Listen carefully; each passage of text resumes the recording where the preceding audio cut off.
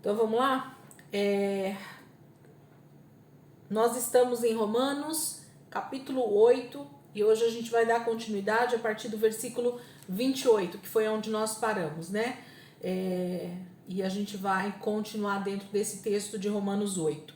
Romanos 8, versículo 28 em diante. Romanos 8, 28. Eu vou ler do versículo 28 até o versículo 39, que é o finalzinho, né, do capítulo 8. Paz, Rê. Romanos 8, 28. Vamos lá. Romanos 8, 28. Diz assim. Acho que eu liguei. Sabemos que Deus age em todas as coisas para o bem daqueles que o amam, dos que foram chamados pelo acordo com o seu propósito. Pois aqueles que de antemão conheceu, também os predestinou para serem conformes à imagem de seu Filho, a fim de que ele seja o primogênito entre muitos irmãos. E aos que predestinou, também chamou. Aos que chamou, também justificou.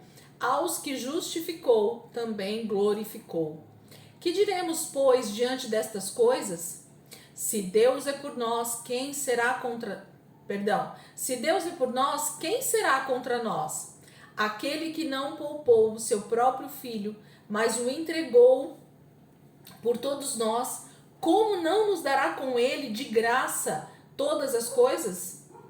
Quem fará alguma acusação contra os escolhidos de Deus? É Deus quem os justifica. Quem os condenará? Foi Cristo Jesus que morreu e mais, que ressuscitou e está à direita de Deus e também intercede por nós. Quem nos separará do amor de Cristo? Será a tribulação, ou a angústia, ou a perseguição, ou a fome, ou nudez, ou perigo, ou espada? Como está escrito, por amor de ti enfrentamos a morte todos os dias, somos considerados como ovelhas destinadas ao matadouro. Mas em todas estas coisas somos mais que vencedores, por meio daquele que nos amou. Pois estou convencido de que nem morte, nem vida, nem anjos, nem demônios, nem o presente, nem o futuro, nem quaisquer poderes, nem altura, nem profundidade, nem qualquer outra coisa na criação será capaz de nos separar do amor de Deus que está em Cristo Jesus, nosso Senhor. Então, esse aqui é o primeiro trecho, né, para nós hoje. E eu quero então compartilhar com vocês algumas coisas que estão já dentro desse texto e que vão ministrar muito a nossa vida, eu tenho certeza. Bom, o dia de hoje, na verdade, a leitura já mostra para nós o que Paulo, né, está demonstrando para os irmãos, falando para os irmãos, e eu tenho certeza que vai ser muito válido para nós esse ensino hoje. Semana passada a gente terminou justamente nesse outro trecho, né, da carta aqui aos Romanos, no capítulo 8, e a gente terminou falando sobre a questão da natureza ainda estar gemendo, né, por causa do pecado, aguardando a manifestação dos filhos de Deus, daqueles que serão então glorificados, e começaremos então toda a restauração da terra, né, e a natureza então também vai ser redimida. E o texto fala então que uma esperança que ela é vista, né, se fosse algo visível, não seria esperança, mas nós temos uma esperança que vem de dentro de nós, aguardando também essa manifestação, essa volta de Jesus, para que nós, o nosso corpo também, que geme por causa do pecado, por causa dessa natureza de pecado chamada carne, né, que nós vimos semana passada também, nós também aguardamos por essa manifestação de Jesus nas nuvens, para que nós também sejamos arrebatados e estejamos com ele e estaremos, né, reinando com ele durante os 1000 anos. Então o texto semana passada terminou exatamente aí. E aí Paulo continua no versículo 28 falando exatamente sobre isso. Sabemos que Deus age em todas as coisas para o bem daqueles que o amam, dos que foram chamados de acordo com o seu propósito. Talvez esse e mais alguns versículos aqui desse trecho da palavra são assim, chavões, né, no meio cristão, gente. Todas as coisas cooperam para o bem daqueles que amam a Deus, que são chamados segundo o seu propósito. É versículo que é dito por qualquer cristão aí que esteja pelo menos há 1, 2 anos dentro da igreja. É tema de muitos círculos de oração, slogan, né, de fachada de igreja, adesivo que é colado no carro. O outro também, nós vamos ver um outro texto aqui.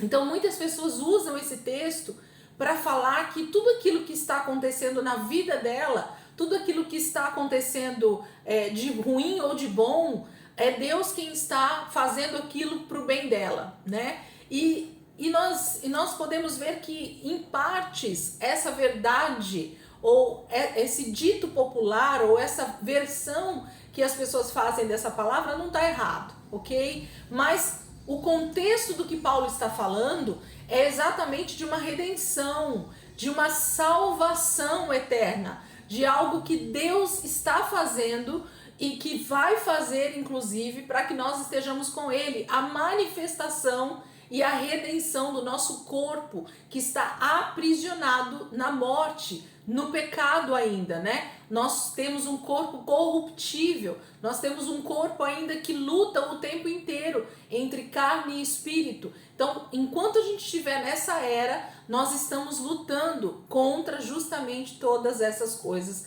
no nosso dia a dia. E é disso que Paulo está dizendo que coopera. É sobre essas coisas que estão acontecendo na nossa vida é que cooperam para tudo aquilo que Deus está fazendo, né? Então essa vida que nós levamos de mortificação da nossa carne, de processo de santificação, é que está cooperando para o chamado de Deus na nossa vida, para vivermos com Ele a vida eterna. Então quando Paulo diz, sabemos que Deus age em todas as coisas, não só nos seres humanos, mas na natureza, em tudo que há, Deus está se movendo, ok? Para o bem daqueles que o amam. Então, quem ama Deus, quem aceitou Jesus como Senhor e Salvador, quem decidiu viver uma vida realmente pautada na vontade de Deus, no propósito de Deus, seguindo o que a palavra de Deus diz, no sentido de buscarmos a justiça de Deus, que é a obediência, essas pessoas,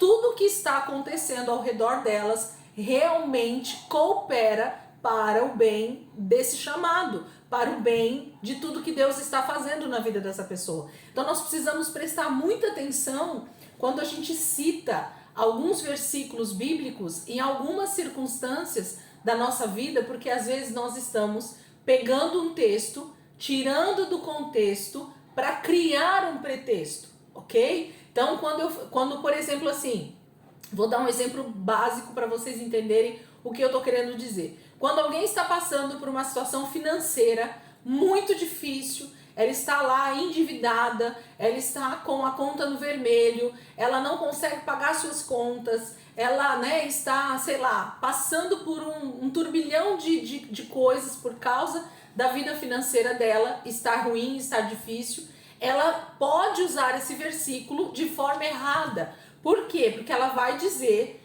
que nós sabemos que Deus age em todas as coisas para o bem daqueles que amam a Deus.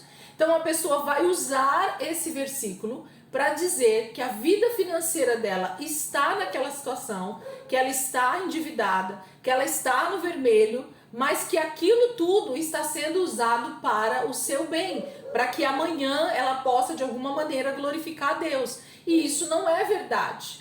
Às vezes pode ser. E aí está o cuidado que nós devemos ter ao ler, ao falar versículos bíblicos fora do seu contexto. Por que eu estou dizendo isso? Porque no caso dessa pessoa endividada, por exemplo, talvez o endividamento dela, talvez a situação financeira dela tenha a ver com o pecado, tem a ver com a maneira ruim de administrar o seu dinheiro. Talvez tenha uma maneira ilícita de lidar com o dinheiro e ela por isso tomou vários prejuízos, teve vários prejuízos na sua vida e ela está então nessa situação, compra mais do que ganha, né, usa o salário indevidamente, não é alguém que cumpre princípios da palavra, né, então vive, né, fazendo coisas que não deveria fazer dentro da sua situação financeira. Então, vários aspectos da vida daquela pessoa podem estar totalmente contrários à palavra de Deus, e simplesmente como crente, como alguém que vai para a igreja, ela pega esse versículo e usa no contexto daquilo que ela está vivendo e fala que aquilo tudo está cooperando para o bem dela. Não, a palavra de Deus não está falando sobre isso. A palavra de Deus está falando sobre redenção. A palavra de Deus está falando sobre mortificação da carne. A palavra de Deus, nesse contexto, Paulo está ensinando a igreja dos irmãos em Roma a respeito de aguardar ardentemente essa manifestação do Filho de Deus, para que o nosso corpo corruptível possa então ser glorificado e transformado. Percebem como às vezes o uso indevido de textos bíblicos ele pode ser usado justamente até para justificar o pecado de algum irmão. E isso é muito perigoso, gente. Isso é muito perigoso, porque você faz aquela pessoa entrar numa zona de conforto onde ela acha que tudo aquilo que está acontecendo com ela não tem a ver com os erros de pecado dela, e sim com Deus agindo de uma forma muitas vezes contrária ao natural, para então ainda glorificar aquela pessoa, né? Ainda fazer aquela pessoa no final sair com um testemunho de que Deus é poderoso, Deus pagou minhas dívidas, né? E tudo mais. Então, todas essas balelas que a gente ouve geralmente em alguns testemunhos aí, e que você percebe, se você for olhar a fundo a situação, não foi nada daquilo. Ok? Então, só citei esse exemplo da vida financeira para vocês entenderem o que eu estou querendo dizer quando a gente faz usos indevidos de versículos bíblicos, né, que não estão dentro daquele contexto.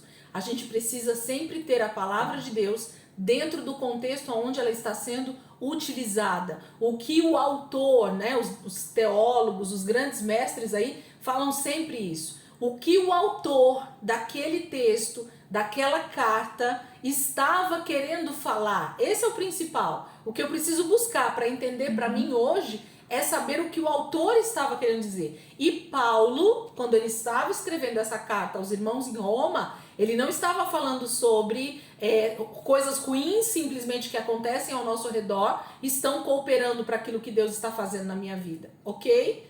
E não tem a ver com isso, tem a ver com a mortificação da minha carne. Deus está agindo na minha vida para o chamado à redenção, à glorificação, ao estado de vida eterna. É disso que ele está falando, ok? Deu para entender aí? Vamos seguir. Ele diz então no versículo 29, ele diz assim: pois aqueles que de antemão conheceu, também os predestinou para serem conformes à imagem de seu filho, a fim de que ele seja o primogênito entre muitos irmãos. E aos que predestinou, também chamou. Aos que chamou, também justificou, e aos que justificou, também glorificou. Gente, eu estava ansiosa por chegar nesses textos aqui de Romanos, e tem alguns outros textos que vão falar sobre isso, mas eu estava ansiosa por chegar nesse texto para que a gente pudesse compreender algumas coisas. Quando Paulo está dizendo que todas as coisas então cooperam para o bem daqueles que amam a Deus, e que ele termina o versículo, e que foram chamados de acordo com o seu propósito, ok? E aí ele continua dizendo: pois aqueles que de antemão conheceu, ok? Então a primeira coisa aqui nós precisamos grifar, ou nós precisamos nos atentar sobre a palavra chamado. Aqueles que são chamados segundo o seu propósito. Se tem uma coisa que crente confunde a respeito de chamado, é a palavra chamado, ok? A pessoa leva essa palavra para diversos ângulos da vida, para diversos contextos, e quando você vai perguntar a fundo para a pessoa assim: mas o que é chamado? Para que Deus te chamou? Qual é o teu chamado? Geralmente a pessoa diz assim: eu não sei, não é isso? Geralmente a resposta que vem é: não sei. O crente de 10, 15, 20, 30, 50 anos. Você chega para um cristão que está há 50 anos dentro da igreja, tá lá, que às vezes não tá realmente cumprindo nada, nenhum propósito, e você pergunta: qual é o chamado de Deus para você? E ela vai dizer simplesmente, não, não sei, por isso que eu tô todos esses anos na igreja, fui salvo, mas eu tô aqui e vou levando. E vou levando, ok? Então assim, a primeira coisa que a gente precisa entender é a palavra chamado. E essa palavra chamado, gente, nada mais é do que a palavra chamar alguém. Levantar a voz e falar o nome dessa pessoa. Quando nós estávamos na escola e que nós entrávamos na aula, né? E o professor começava a aula, o que ele fazia, gente? Uma chamada, certo? Chamada. Gente, vou fazer a chamada aqui do dia de hoje. E o que o professor então fazia? Ele começava a falar, né? Débora Lemes, aí ela, presente. Reginaldo Souza, presente. Renata Piscinato, presente, né? Cleo Piscinato, presente. Maria Bispo, presente. Então, o professor chamava o nosso nome e nós nos apresentávamos como presente, ou quando o aluno não estava, os outros alunos falavam, faltou, certo? Então, qual é o nosso chamado, gente? O nosso nome, em algum momento, tem sido dito, tem sido pronunciado pelo Senhor. No momento em que nós aceitamos Jesus como Senhor e Salvador da nossa vida, nós ouvimos um chamado. A palavra no original para chamado, gente, é isso. É uma voz audível, é uma voz que sai, né, do próprio Deus, com o nosso nome, com a nossa vida ali, né? Eu vou falar nome para a gente entender. E naquele momento você ouviu esse chamado e aceitou o Senhor como Senhor e Salvador da tua vida. Porque Deus tem algo a fazer na sua vida e através da sua vida. Então, no momento em que nós aceitamos Jesus, houve um chamado de Deus. Houve uma lista, né? Foi citada naquele dia. Não sei se você aceitou Jesus com outras pessoas no mesmo dia, né? Eu, particularmente, fui sozinha. Só tava eu ali de não crente e Deus me chamou e eu aceitei. Você tinha muita gente, Rê, no dia? Tinha mais pessoas que estavam lá, que aceitaram Jesus com você? Foi na minha casa, na minha cozinha, sozinha, e 10 irmãs do círculo de oração. Eita Deus, o fogo estava pegando e a Renata ouviu o chamado. O nome dela então foi chamado pelo próprio Senhor. Entende, irmãos? Deus chamou o teu nome. Deus te chamou. Você foi chamado por Deus, ok? Então, entender o seu chamado é entender que o seu nome em algum momento foi falado, saiu da boca do próprio Deus, te comissionando, te chamando para um propósito, ok? Então é esse propósito, é esse depois do chamado, é que eu e você precisamos todos os dias aprender com o Senhor, buscar em Deus, né? Esse entendimento. Mas o chamado, ele é igual para todos, e é exatamente esse texto que Paulo está discorrendo aqui para nós. Então ele começa dizendo que todas as coisas cooperam, né, para o bem daqueles que amam a Deus e dos que foram chamados de acordo com o seu propósito. O propósito de Deus, gente, principal, tá lá na minha primeira ou segunda aula, lá do canal do YouTube. Quem tá comigo há 4, 5 anos aí, que fez escola de fundamentos, gente, nosso principal, ou na verdade o primeiro, ou na verdade o único propósito de Deus para a vida de cada um de nós é relacionamento com Ele. Não existe nada acima disso. Deus não te chamou para ser alguma coisa, simplesmente, ok? Ainda que também esteja atrelado. Mas o que eu quero que eu e você entendamos nessa noite é, primeiro, chamado tem a ver com você ter ouvido Deus chamar o teu nome e você disse então, Senhor, eu reconheço o Senhor como meu Senhor e Salvador. Deus chamou o meu nome quando eu estava ainda no reino das trevas e Ele me transportou para o teu reino. Então esse é o principal, ok? Agora, daqueles que foram chamados segundo o seu propósito, para que Deus me chamou? Para ter um relacionamento, um dia a dia comigo como pai e filho. Ele não aguentava mais não me ter por perto. Ele não aguentava mais não ter esse relacionamento comigo. Ele desejava ter esse relacionamento para que eu não fosse então levada à morte eterna e tudo mais, e Deus tem nos chamado. Então, entender esse chamado para o propósito eterno, que é relacionamento, é o principal na vida de um cristão. E que às vezes a gente confunde e começa a criar um monte de doutrinas, um monte de situações que não tem nada a ver com aquilo que realmente Deus está fazendo. Deus tem nos chamado, o nosso nome tem sido chamado para um propósito. Qual é o propósito desse chamado? Deus me chamou para ser filho, Deus me chamou para ter relacionamento com Ele todos os dias. Ele quer se relacionar comigo todos os dias. Esse é o propósito do chamado. E aí Paulo começa com um grande texto que há uma discussão quase que eterna entre teólogos de duas linhas muito fortes, que é a chamada predestinação, né? Não sei se você já ouviu esse termo aí na igreja, ou se você já ouviu o termo, né, dos calvinistas, né? Alguns são arminianos e outros calvinistas, são duas linhas teológicas, e que uma parte, né, do calvinismo, que não é a sua totalidade, lógico, mas uma parte do calvinismo, ela esbarra justamente nesse texto em que muita gente começa a criar discussões se está certo ou se está errado o calvinismo por causa desse texto de Paulo, por causa do texto que Paulo vai falar aqui conosco no final do capítulo 8 e também no capítulo 9. Então a gente vai ver muitas controvérsias aqui, e eu queria que você se atentasse para o texto.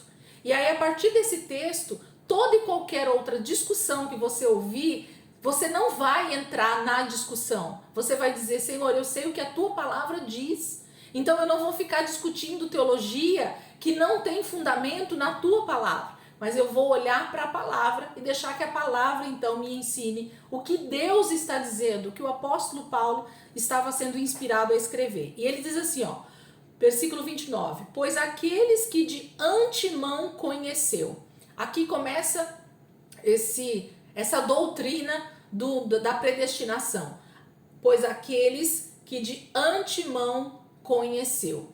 Essa palavra conheceu tem a ver com aquela questão de Deus nos ver no ventre da nossa mãe, quando o salmista diz que nós ainda éramos uma substância informe. Então Deus nos conheceu na eternidade. Deus sabia exatamente aonde eu nasceria, quem seriam meus pais, em que nação eu nasceria, qual a língua eu falaria, com quantos anos eu aceitaria Jesus, como eu seria como cristão, que ministério eu exerceria, quais seriam, né, as minhas funções no meu dia a dia, como eu viveria.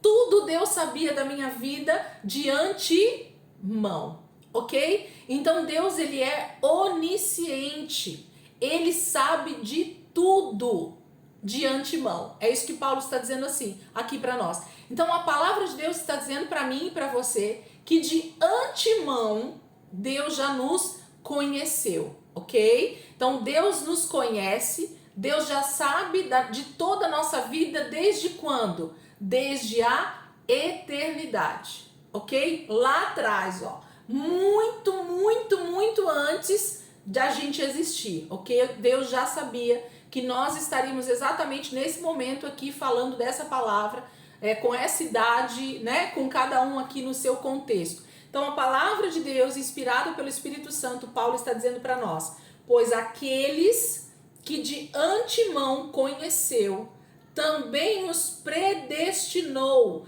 para serem conformes à imagem de seu Filho, a fim de que ele seja o primogênito entre muitos irmãos. Eu vou falar algo aqui para vocês, para a gente poder anotar, para a gente poder meditar, para a gente poder estudar, para a gente poder, né, entender o que Deus faz.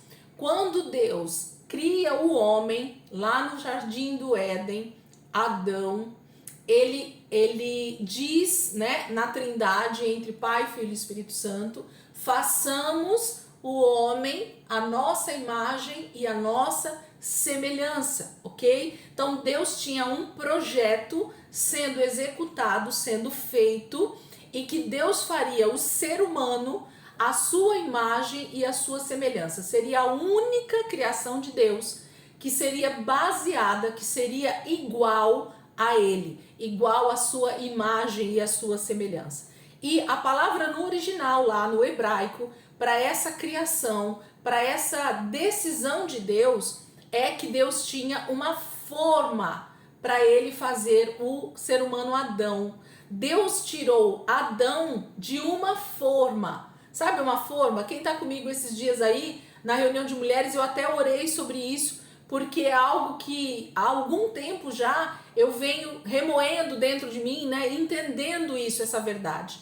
Deus tirou Adão de uma forma. Sabe, nós mulheres aqui, quando a gente vai fazer um bolo e que a gente pega uma massa, não é isso? Vamos pensar Deus pegando barro, né? E aí Deus pega lá uma forma, e a forma é o próprio Jesus. A forma é o próprio Filho da Trindade, ó. A Trindade estava conversando e Jesus já existia, ok? Porque o Cordeiro de Deus está morto desde a fundação do mundo. Então Jesus já estava ali na Trindade, já era uma existência. Deus já sabia como seria o corpo do ser humano por causa do Filho Jesus, ok?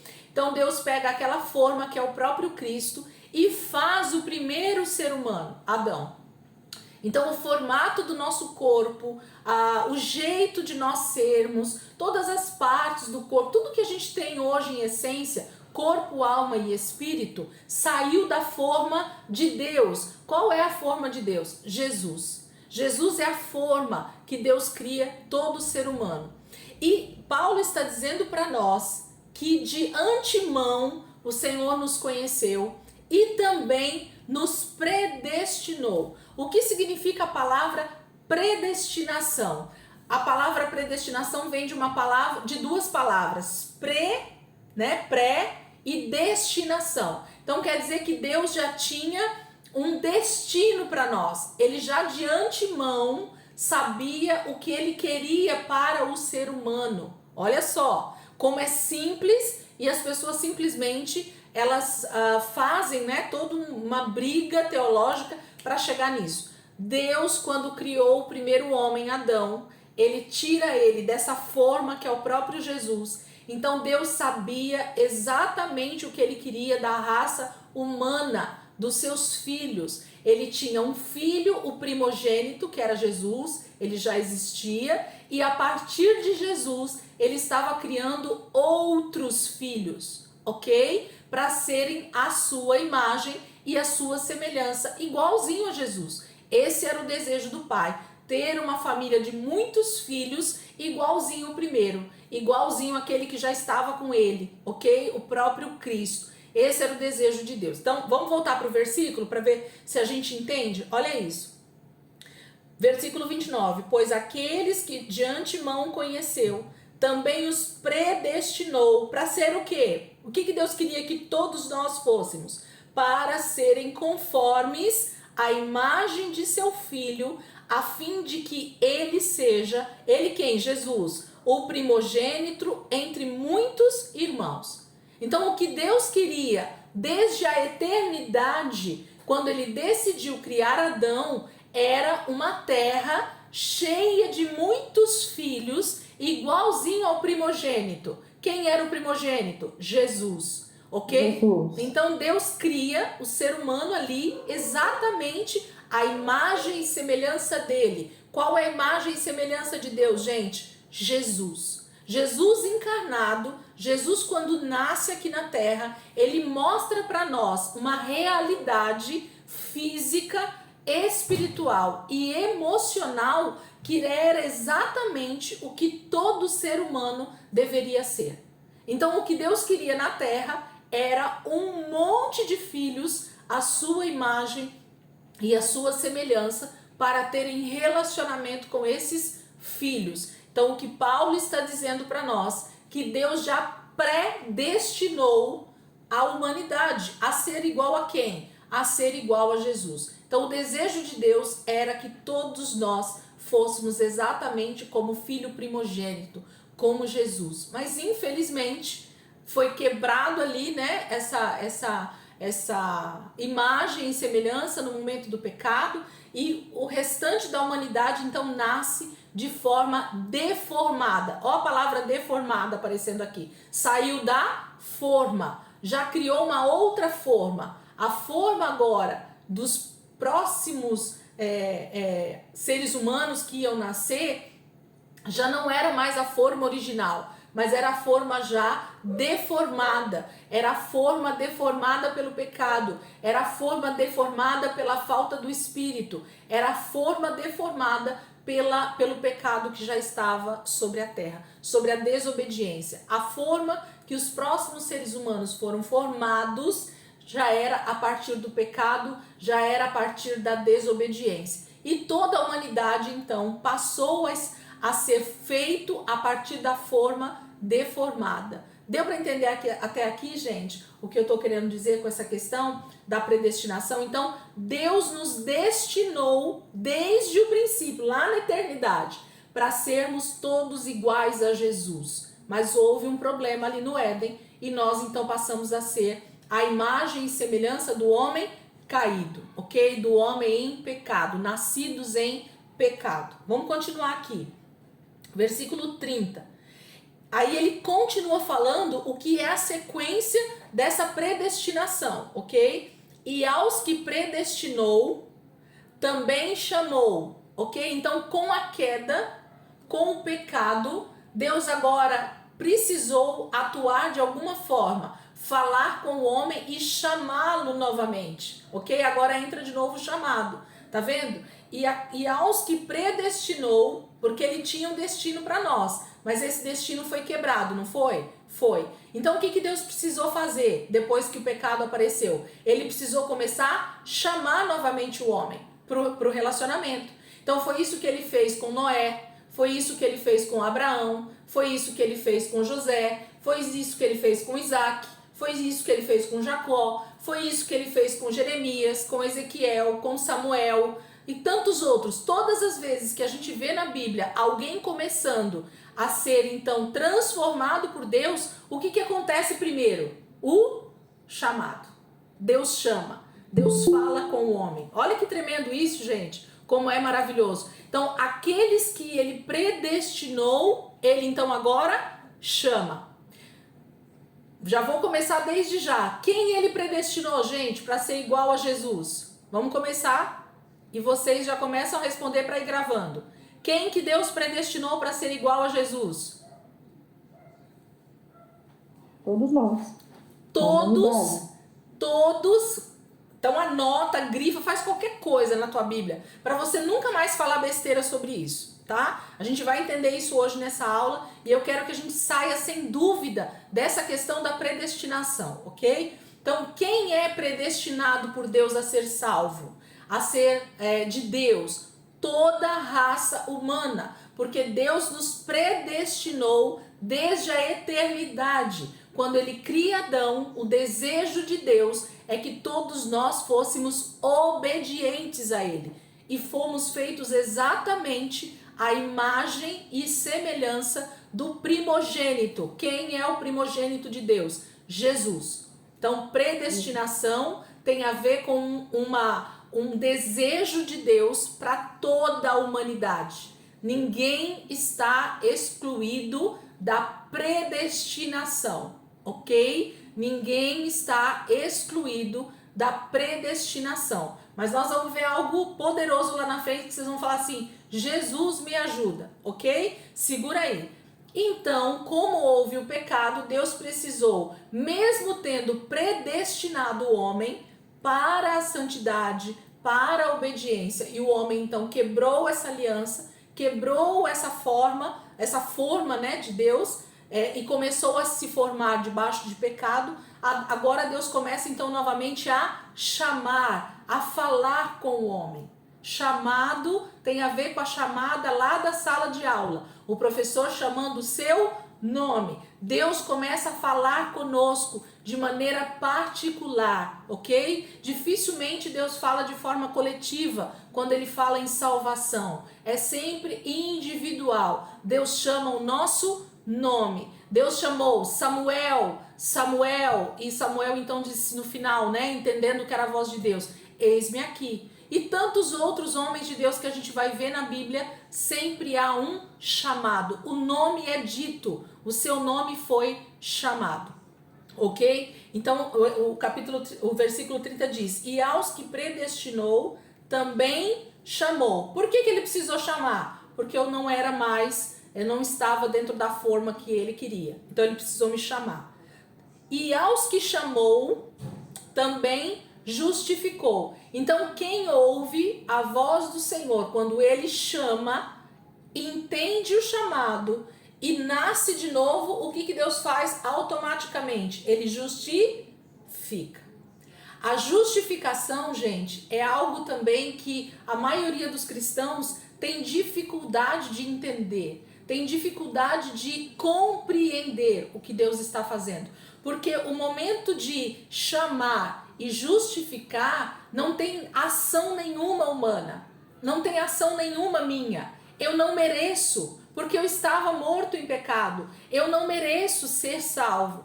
Mas Deus, na sua infinita misericórdia, e é isso que a gente vai ver aqui, o que é a misericórdia de Deus, Ele então olha para mim e olha para você e chama o nosso nome e fala conosco e ministra ao nosso coração, e nós então ouvimos, damos ouvido, não é só escutar, ok? Ouvir e escutar há uma diferença enorme. Nós damos ouvido a esse chamado e então aceitamos o Senhor como o Senhor e Salvador da nossa vida, e a palavra de Deus diz que naquele momento Ele nos justifica. O que Ele faz conosco? Ele nos dá um banho de justificação, de lavagem de pecado, ok? A santificação vai entrar depois. Então Ele nos lava, Ele pega o sangue de Jesus e joga em cima de nós, da cabeça até os pés, e diz: você está limpo, você está justificado, dos teus pecados eu não me lembro mais. E isso tem a ver de novo com a misericórdia de Deus. Está acompanhando aí o que aconteceu com a predestinação e com o chamado, e agora com a justificação? Então primeiro Deus nos predestinou a um destino de salvação, na verdade a um destino de imagem e semelhança, que infelizmente foi quebrado, mas Deus deseja a nossa salvação, Deus deseja o nosso relacionamento com Ele desde a eternidade.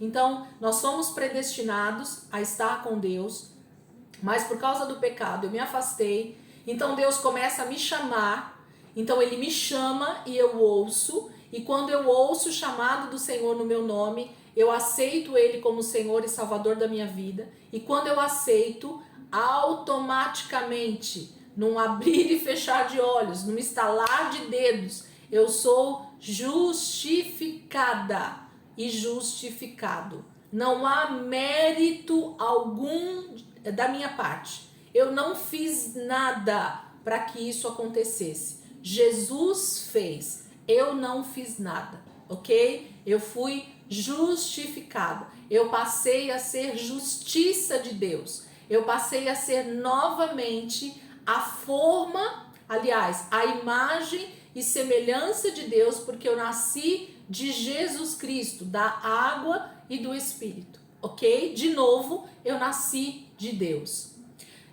Quando eu falo sobre essa questão do novo nascimento, eu sempre cito essa questão para que a gente entenda. As únicas duas pessoas, gente, que nasceram de forma sobrenatural, sem precisar de relação sexual entre um homem e uma mulher, foram somente duas pessoas na Bíblia, ou duas pessoas em toda a humanidade. Quem foi?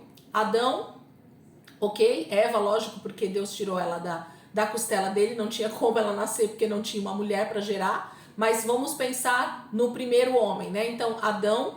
E qual foi o segundo homem que nasceu também sem necessidade de uma relação sexual com uma mulher?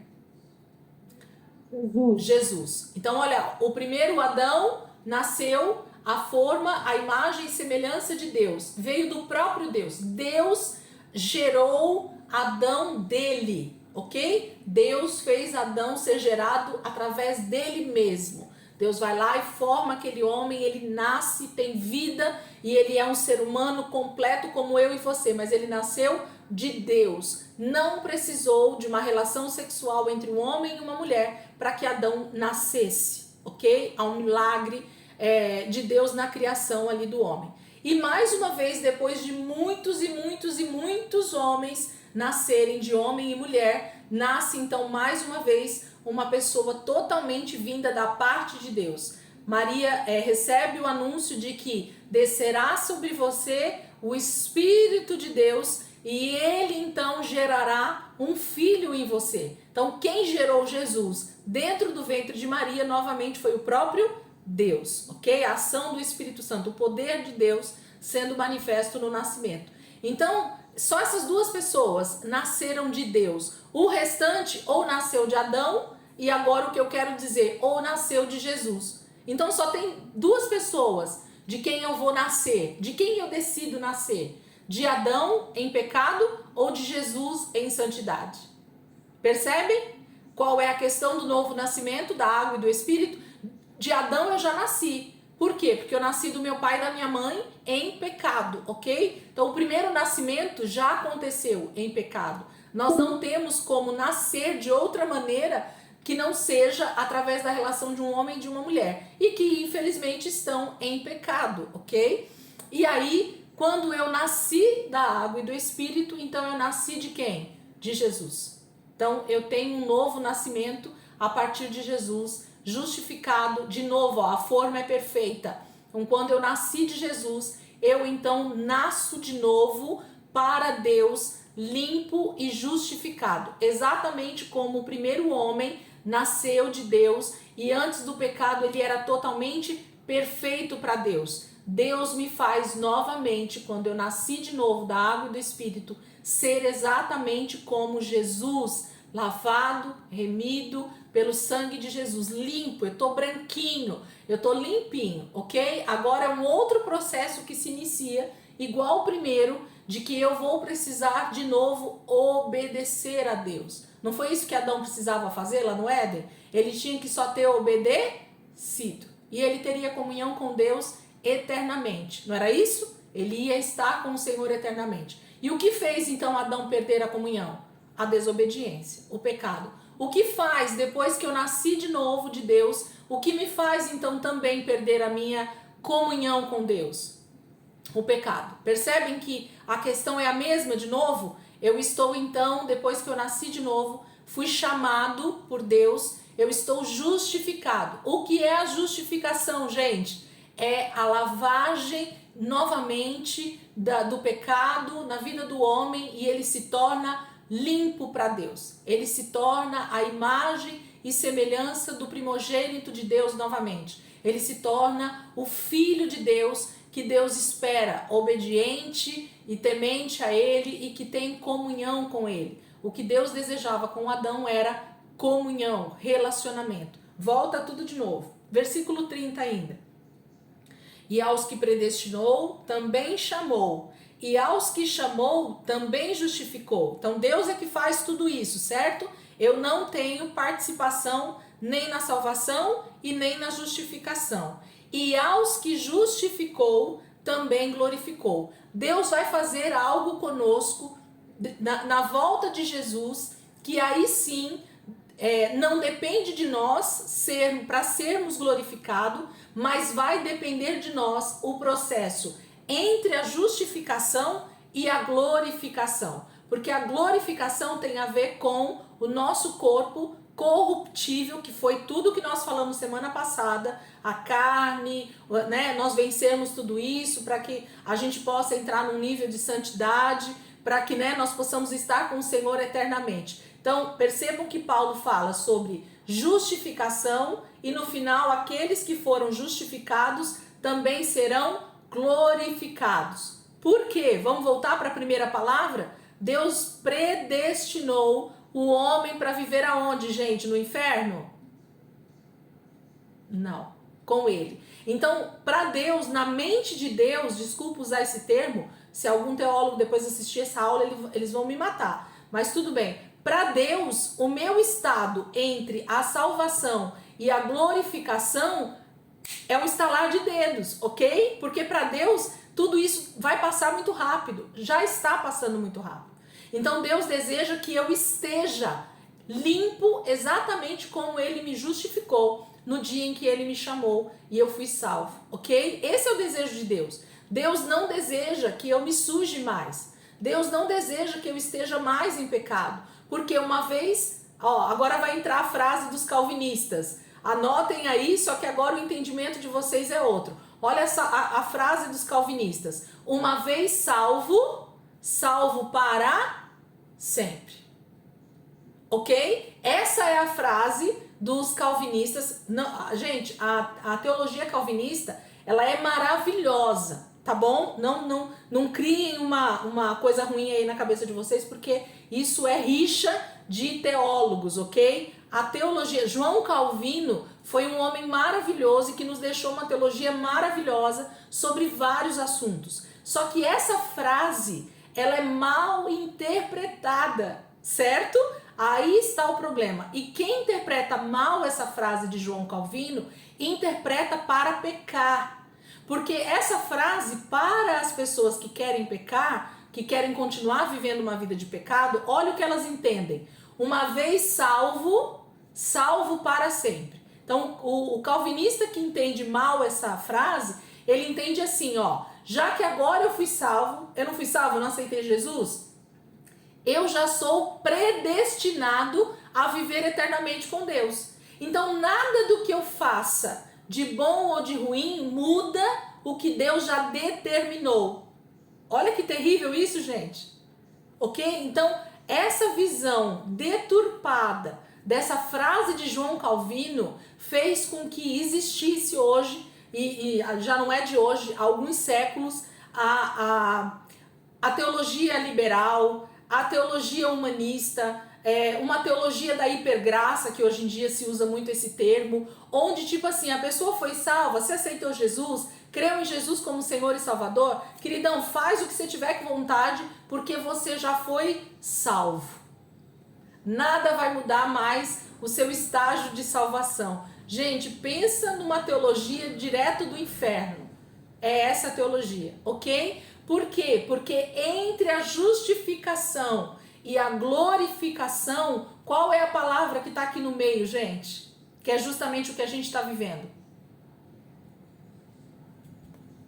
Alguém diz aí? Acho que eu já até falei aqui na aula. Entre a justificação, entre eu ser salvo, eu aceitar Jesus e a volta de Jesus e eu ser transformado, arrebatado com Ele, o que acontece nesse meio aqui que Deus quer? O relacionamento, o chamado. Não. O que eu preciso ser diante de Deus? Nova criatura. Também, tá tudo aí. Vamos ver se a gente chega lá. Uma palavrinha que a gente sempre fala que, né, tipo assim, a gente, na verdade, às vezes esquece dela.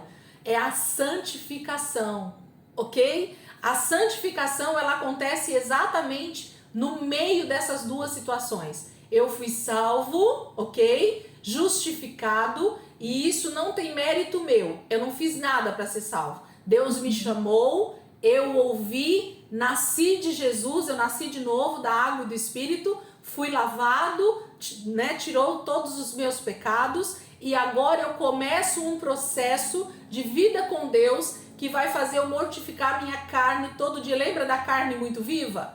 A luta vai começar agora, gente. A batalha vai começar depois que eu sou justificado. Depois que eu sou limpinho, pensa uma pessoa com uma roupa 100% branca perto de você.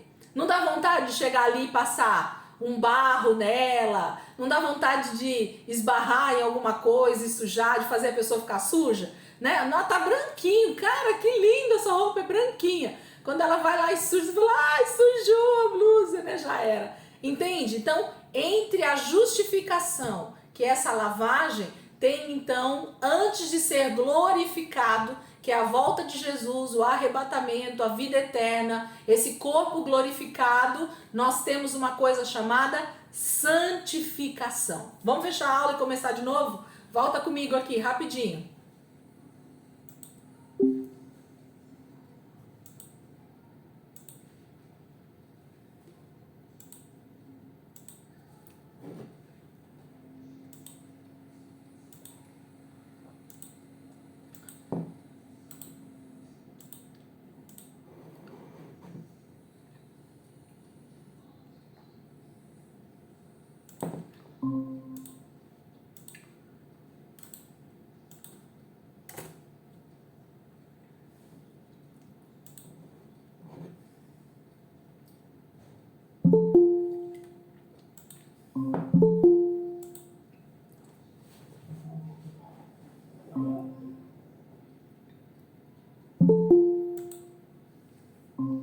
É nós, né? Vamos lá, acho que só tinha nós aqui na sala mesmo, né? Então, o que que acontece? A frase que os calvinistas usam, que o próprio João Calvino, ele escreveu, está certo, gente. Vamos lá, ó, vamos voltar para a frase para vocês entenderem. João É o Calvino, Miguel, né? ele deve entrar aí, vamos lá. João Calvino, quando ele escreveu na sua teologia, provavelmente lendo Romanos, e ele escreve, uma vez salvo, salvo para sempre, ele está falando sobre essa salvação que eu fui chamado e justificado. Essa salvação, gente, ninguém perde. Ó, ouça o que eu estou dizendo, prestem atenção. Uma vez salvo, ok? Você foi salvo, você foi chamado por Jesus, você ouviu a voz de Jesus, você aceitou Jesus como Senhor e Salvador, naquele momento houve essa justificação. Essa justificação você não vai perder. Essa que aconteceu. Você tá me entendendo o que eu tô querendo dizer? Aquela daquele dia, você jamais vai perder aquela, porque já aconteceu. Qual é o exemplo que eu dou para vocês entenderem essa questão da salvação e da justificação? A saída do povo de Israel do Egito, gente. Deus fez com que toda aquela nação de Israel que estava subjugada nas mãos de Faraó, que é a representação do diabo, na terra do Egito, que é a representação do mundo, né? Debaixo de escravidão, que tem a ver com o pecado, Deus foi lá, mandou um libertador, Moisés, que é a tipologia de Jesus, e vai lá e resgata todo aquele povo. Aquele povo era santo, gente? Tudo cheio de pecado, tudo cheio de maldade, tudo cheio de várias coisas.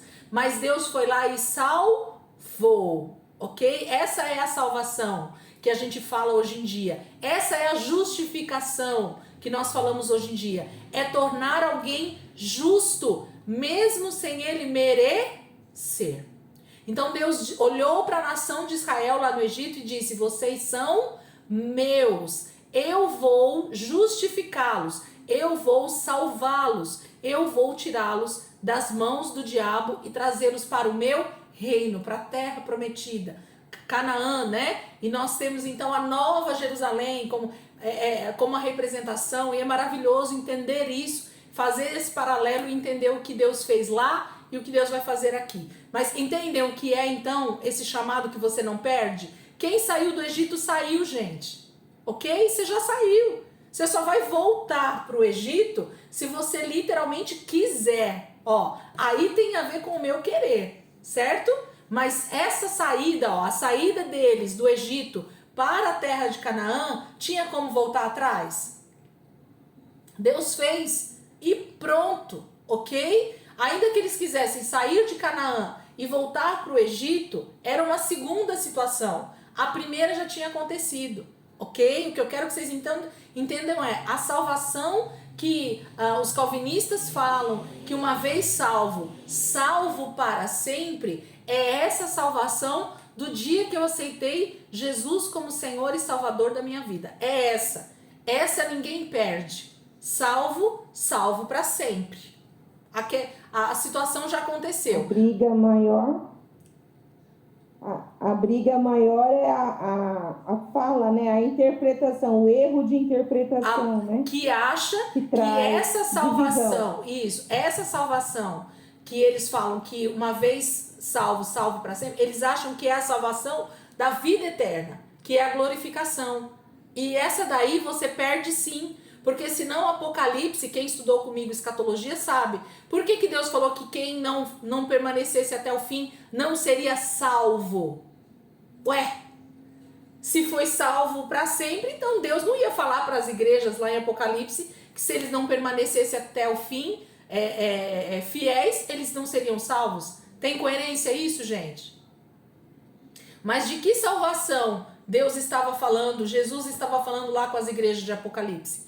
Deus estava falando da salvação, da glorificação, da salvação da vida eterna. Essa que nós devemos então praticar a santificação, né? Entrar nesse processo de mortificação da carne, de obediência ao Espírito, de vida com Deus, de relacionamento com Deus, de conhecer Jesus, de conhecer a palavra, de saber quem Deus é, de saber quem eu sou em Deus, de fazer o ID do Senhor todos os dias da nossa vida, de cumprir a palavra, ok? A justiça de Deus, para que essa santificação aconteça e então nós sermos salvos no final. Olha, essa salvação do final, tá vendo? Não tem a ver com a primeira. A primeira já aconteceu e ninguém muda ela. Agora, a última salvação, que é a da vida eterna, nós mudamos ela sim. E se você não estiver santo, se você não estiver puro, se você não estiver exatamente como Deus deseja que você esteja para ser glorificado, você vai perder a salvação sim. Mas não é a primeira, ó. Do Egito você já saiu. O problema é que você saiu do Egito, mas o Egito não saiu de você. Ok? Você não matou sua carne. Você continuou com seus impulsos de desejo, de pecado, de vontades da carne e continuou pecando, e não adiantou Jesus te lavar. Você se tornou como a porca que é lavada e volta para a lama. Certo? É exatamente isso. Então, quando a palavra de Deus fala sobre salvação, predestinação, está falando exatamente desse processo. Tá vendo que predestinado tem a ver com aquilo que Deus queria na eternidade para nós, né? Então aí depois ele nos chama, ok? Nós já estávamos em pecado, mas Deus nos chama, nos justifica, nos torna limpos, e aí entra o processo de santificação, e no final, para aqueles que foram justificados, também vão ser glorificados, ok? Nós vamos receber um corpo incorruptível e nós vamos viver a eternidade com o Senhor. Conseguiram compreender a linha de raciocínio entre um processo e outro? Vamos continuar, versículo 31. Aí Paulo, olha outro versículo que é extremamente mal utilizado, porque não se fala do contexto em que ele é escrito, ok? Que diremos, pois, diante dessas coisas? Diante de quais coisas, gente? De quais coisas Paulo está falando? Da predestinação, do chamado, da justificação, da santificação, de nós sermos glorificados. O que nós vamos dizer diante dessas coisas, do que Deus está fazendo conosco? Que diremos, pois, diante destas coisas? Se Deus é por nós, quem será contra nós? Gente, Deus é quem decidiu que ele queria eu igualzinho a ele. Entende? Não tem decisão minha. Ah, eu quero ser santo. Sabe assim? A primeira decisão vem de Deus a nosso respeito. Ele decidiu, né, que nós seríamos a sua imagem e semelhança. Então, se Deus decide algo, você acha que ele mesmo não vai fazer algo para nos levar para esse lugar onde ele deseja? Então, assim, o primeiro a trabalhar, gente, em prol da nossa salvação, da nossa justificação, da nossa santificação e da nossa glorificação é o próprio Deus. Por isso que o texto Paulo está dizendo: se Deus é por nós, quem será contra nós? Vocês acham que algum demônio, algum principado, alguma potestade, algum ser humano pode impedir o agir de Deus na minha vida, se Deus quiser que eu seja salvo, que eu seja justificado, que eu seja glorificado no final? Lá no dia do arrebatamento, quando Jesus voltar, você acha que algum demônio vai conseguir me segurar aqui com esse corpo corruptível, se eu busquei ao Senhor, se Deus é por mim, se Ele quer que eu esteja com Ele? Não há, gente, impedimento algum para nós quando nós estamos diante do Senhor, quando nós desejamos estar com Ele, porque o primeiro a desejar estar conosco é o próprio Deus. Não há impedimento. Por isso que Paulo está dizendo isso: se Deus, Ele é por nós, quem será contra nós? Entende o entendimento sobre isso, gente? É um negócio muito louco que as pessoas usam. esses versículos isolados para situações que muitas vezes não tem nada a ver com o que Paulo está dizendo, ok? 32. Aquele que não poupou o seu próprio filho, mas o entregou por todos nós, como não nos dará com ele e de graça todas as coisas? Gente, eu e você não merecemos nada. Se Deus não quisesse nos salvar, se Deus não nos quisesse novamente com ele, ele deixaria a gente perecer simplesmente, pronto, e acabou. Deus não nos deve nada. Quem caiu em pecado fui eu e você. Quem, decidiu estar em pecado sou eu e você, mas ele nos ama de tal maneira que ele não poupou o seu próprio filho. Ele pega alguém santo, ele pega alguém que realmente não tinha pecado e diz assim: filho, eu quero que você morra no lugar dos pecadores. Eu quero que você vá lá e pague essa dívida que eles não podem pagar, porque eles não são santos, porque eles não são lavados ainda, porque eles não conseguem se santificar sozinhos, sem o Espírito dentro de nós, gente. A gente volta para as outras aulas, sem o Espírito vivo dentro de nós, o ser humano, ele é pecador por natureza. Eu não canso de dizer isso. Quem não nasceu de novo, quem não tem o Espírito recriado, é impossível que não peque. A pessoa vai pecar porque ela não tem comunhão com Deus. Ela não tem o Espírito recriado. Ela não tem o Espírito Santo dentro dela. Então não adianta você olhar para uma pessoa que está ainda afastada de Deus, está longe de Deus, não nasceu de novo e culpá-la pelas atitudes que ela faz, ainda que exista uma consciência, ok? Dentro daquela pessoa, não estou falando sobre isso. Eu estou dizendo que ela não consegue deixar de pecar, porque ela não nasceu de Deus. Ela nasceu, desculpa o termo, do diabo, ok? E o diabo, ele é mentiroso, ele é pecador desde o início, ok? Então, quem é filho do diabo é impossível que seja obediente a Deus. Entende o que eu estou querendo dizer? Certo? Então, nós não podemos julgar o nosso próximo que ainda não nasceu de novo. O nosso papel é justamente levar essa boa notícia. Existe uma maneira, meu querido, minha querida, de você ser justificado, de você nascer de Deus, de você ter comunhão com Deus, de você ter vida eterna e não maldição eterna e não morte eterna. Existe vida com Deus através da justificação e através do sangue de Jesus. Percebe a nossa responsabilidade de levar essa boa notícia? Nós precisamos ler esse jornal que é a palavra de Deus todos os dias para as pessoas que estiverem perto de nós. Leia a boa notícia de hoje para a pessoa. Qual é a boa notícia de hoje? A mesma de ontem, a mesma de anteontem e a mesma que vai ser amanhã. Jesus veio em carne, pagou a minha dívida e a sua dívida. Você só precisa ouvir ele te chamando. Deus está nos chamando ao arrependimento. Olha que tremendo, que maravilhoso. O Espírito Santo olha, não tem nem explicação, para uma palavra como essa. Versículo 33. Quem fará alguma acusação contra os escolhidos de Deus? É Deus quem os justifica. Quem os condenará foi Cristo. Cristo Jesus, que morreu e mais, que ressuscitou e está à direita de Deus e também intercede por nós. Jesus está ao lado do Pai, gente, o tempo todo dizendo assim: Pai, eu já paguei.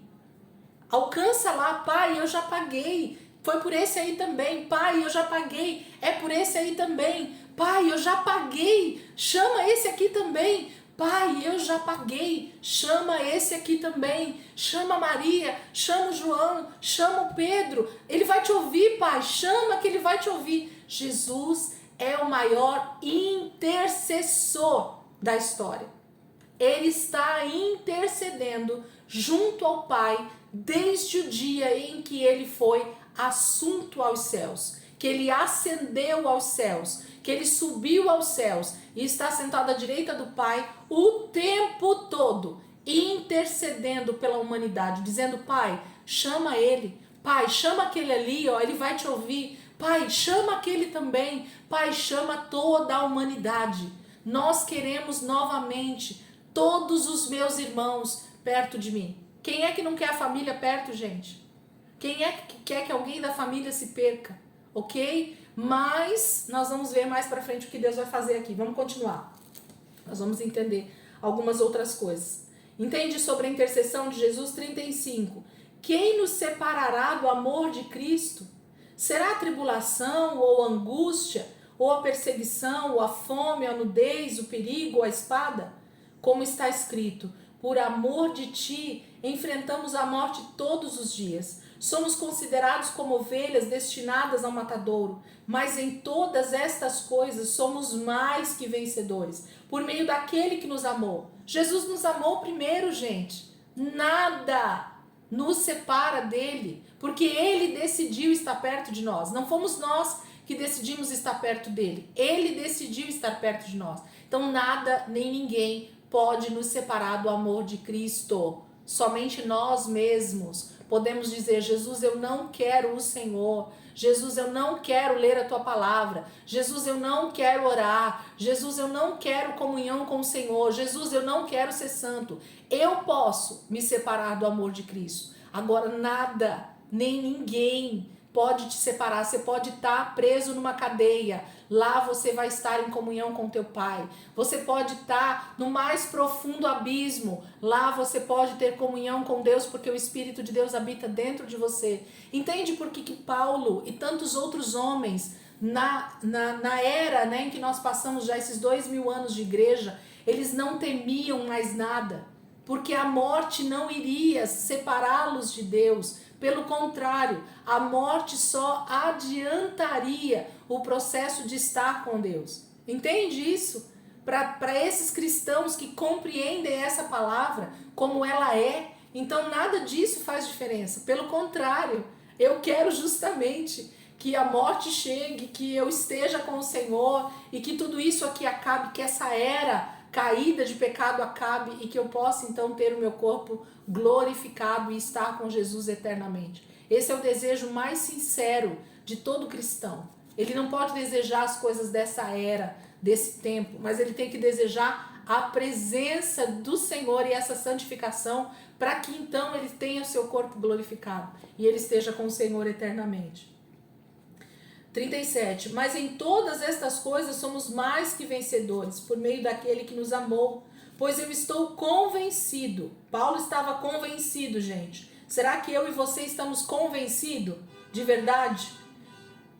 De que nem a morte, nem vida, nem anjos, nem demônios, nem o presente, nem o futuro, nem quaisquer poderes, nem altura, nem profundidade, nem qualquer outra coisa na criação será capaz de nos separar do amor de Deus que está em Cristo Jesus nosso Senhor.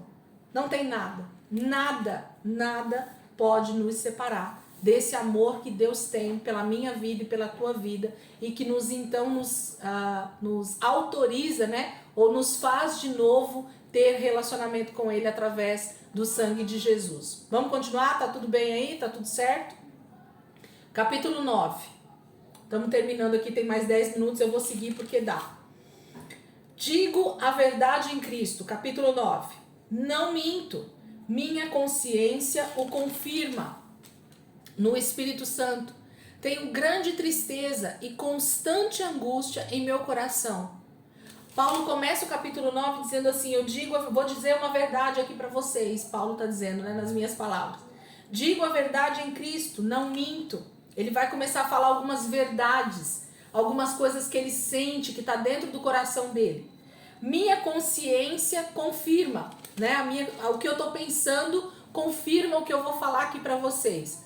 No Espírito Santo, é o próprio Espírito que tem me impulsionado a dizer o que eu vou dizer aqui agora. Paulo está dizendo. Versículo 2. Tenho grande tristeza e constante angústia em meu coração. Então ele está falando que ele tem tristeza, angústia no coração dele. Por quê? Vamos ver, 3.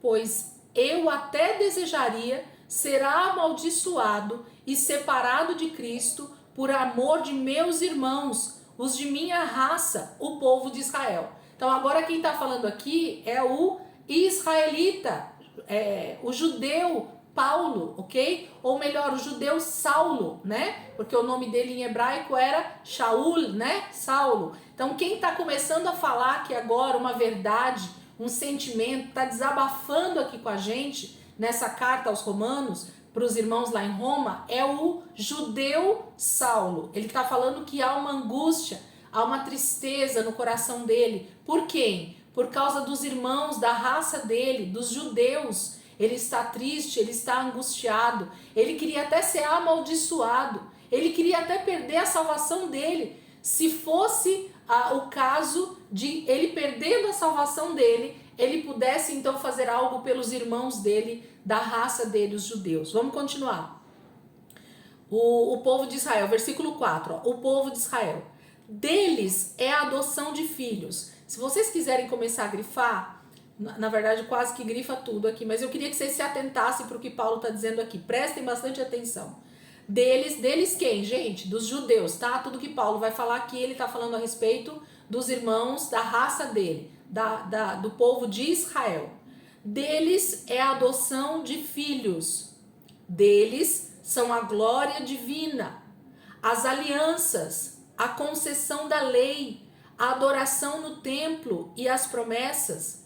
Deles são os patriarcas, e a partir deles se traça a linhagem humana de Cristo, que é Deus acima de todos, bendito para sempre. Amém.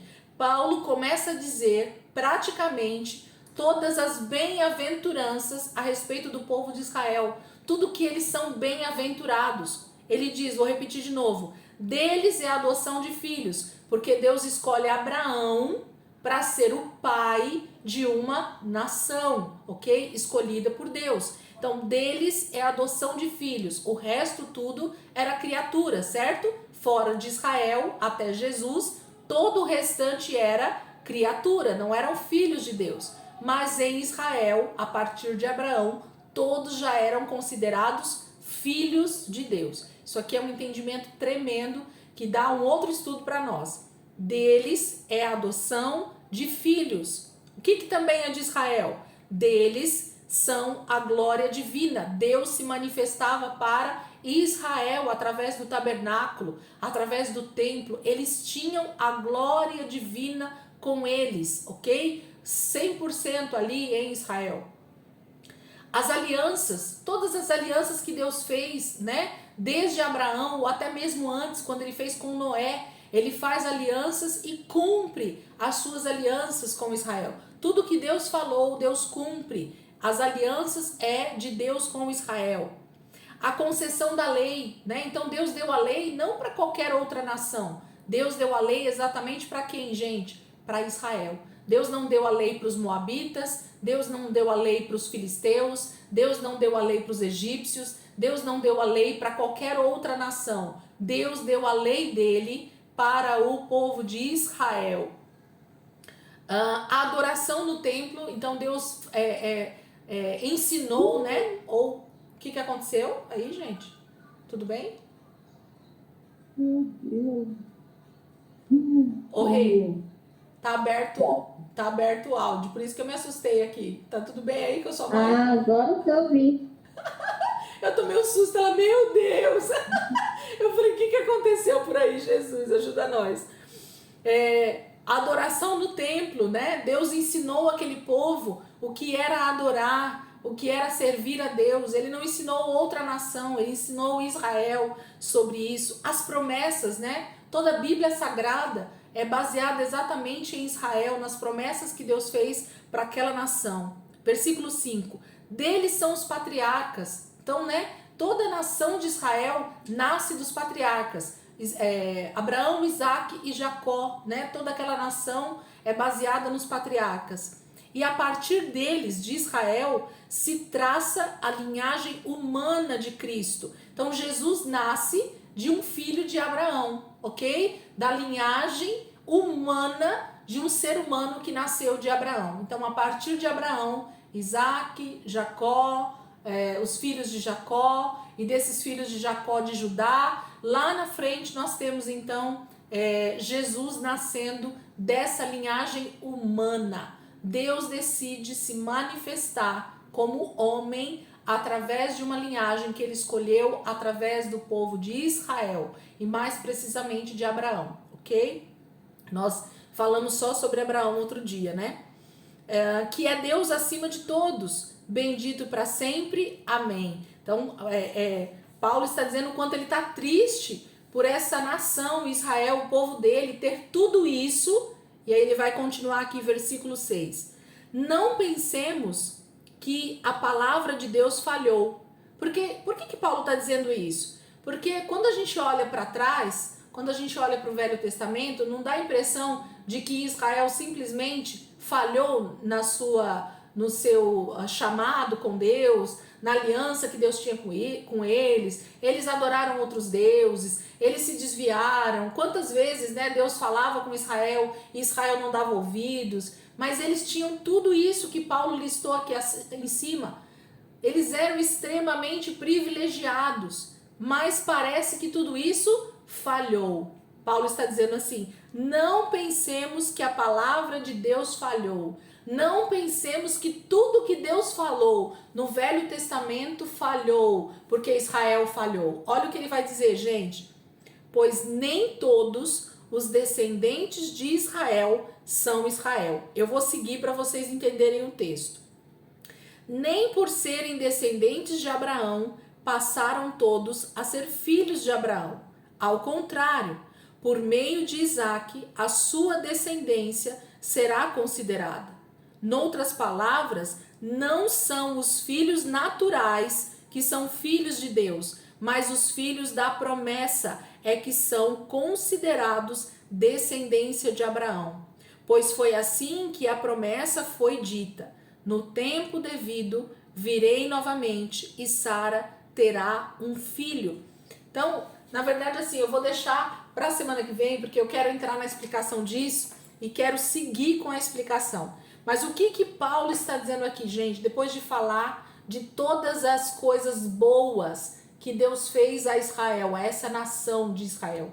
Deus escolheu esse povo, Deus escolheu Abraão, Deus escolheu Isaac, Deus escolheu Jacó, Deus escolheu as 12 tribos, Deus escolheu todo esse povo para ser um povo santo, escolhido, separado, cheio da presença dele, cheio da palavra dele, que pudesse ser exemplo para todas as outras nações. Deus fez desse povo uma referência na terra. Até hoje, Israel é uma referência de Deus na terra, até hoje. Só que aí Paulo vai dizer que a gente às vezes pensa que a palavra de Deus falhou, e a palavra de Deus não falhou, porque não quer dizer que todos que nasceram dessa linhagem de Abraão são filhos da promessa. E a gente vai entender isso semana que vem, o que Paulo está explicando aqui para nós, o que Paulo está falando aqui para nós sobre essa questão de nem todos que são nascidos em Israel são Israel. Como assim?